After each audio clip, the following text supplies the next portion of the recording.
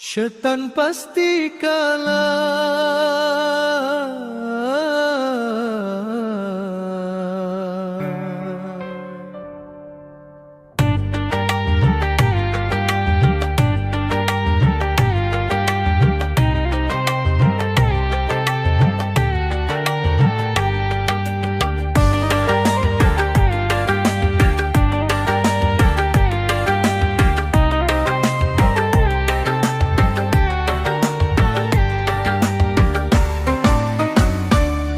Jangan kau tebarkan dusta di mana-mana, mengadu domba sesama manusia.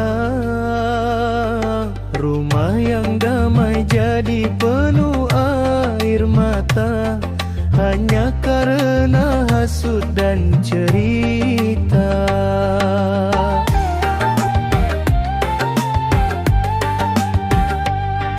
Harta tak dibawa, kuasa pun sementara, yang tinggal hanyalah amal dan doa. Mengapa memilih jalan yang salah, saat pintu maaf masih terbuka? Syaitan pasti kalah bila hati berserah, kasih sayang tumbuh hilang segala marah. Jangan rusak cinta, jangan pecah keluarga, damai lebih indah daripada sengketa.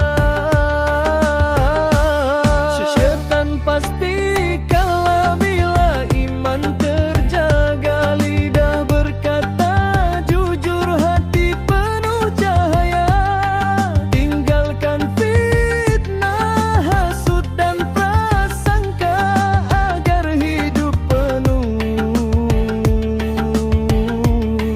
berkah selamanya.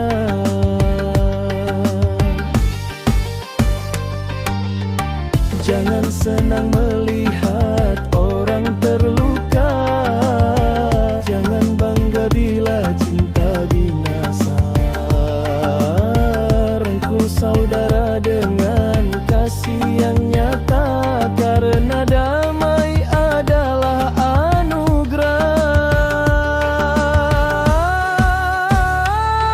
Bila pernah salah, mari kembali memohon ampun kepada Ilahi, menjadi penyejuk di setiap hati, bukan api yang membakar nurani.